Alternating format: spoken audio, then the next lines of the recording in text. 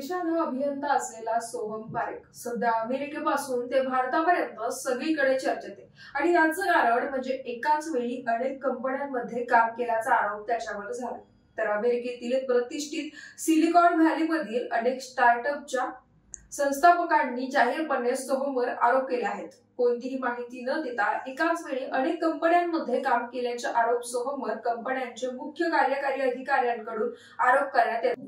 त्यामुळे सोहम पारेख याची सोशल मीडियावर तुफान चर्चा सुरू आहे। यात सांगायचं म्हणजे तब्बल 10 पेक्षा अधिक कंपन्यांना गढवून दिवसाला 2 लाख रुपयांपर्यंत जास्त पैसे कमावल्याचा आरोप सोहमवर करण्यात आलाय।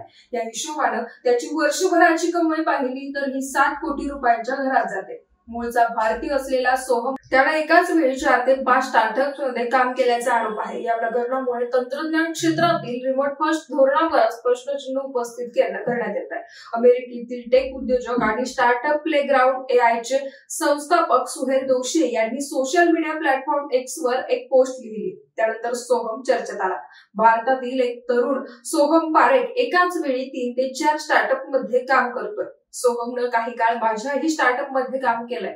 मला त्याच्या मूनलाइटिंग बद्दल समजताच आठवड्याभरात मी त्याला बाहेरचा रस्ता दाखवला, असं दोशी यांनी आपल्या पोस्ट मध्ये स्पष्ट म्हटलंय। तर दोशी यांनी त्यांच्या पोस्ट मधून अन्य कंपन्यांना सावध केलंय आणि सोहम पारेखचा CV देखील शेअर केला। त्यात Dynamo AI, Union AI, Synthesia आणि एलन AI सारख्या कंपन्यांमध्ये काम केल्याचा उल्लेख आहे। केवळ दोशी यांनीच नव्हे तर अन्य स्टार्ट फाउंडर्सनी सुद्धा मूनलाइटिंग उजेडात येताच सोहम पारेखला काढून टाकलंय। सोशल मीडिया पोस्टच्या माध्यमातून त्यांनी याबद्दल माहिती दिली। त्यामध्ये लिंकचे संस्थापक फ्लो क्रिवेलो आणि फ्लिट AI चे CEO निकोलाई ओपोरा यांचा समावेश आहे। तर सोहम पारेखच्या CV मध्ये असलेल्या माहितीनुसार मुंबई विद्यापीठातून त्याने पदवी घेतली आहे। जॉर्जिया इन्स्टिट्यूट ऑफ टेक्नॉलॉजी मधून मास्टर्स पूर्ण केलंय। मूनलाइटिंगचे आरोप झाल्यानंतर पारेख अद्याप तरी काहीही बोलला नाहीये। पण स्टार्टअपचे संस्थापक दोशी यांनी बाकी एका पोस्ट मध्ये सोहमनं खासगीत खेद व्यक्त केल्याचं म्हटलंय। मी माझं संपूर्ण करिअर उद्ध्वस्त केलंय का?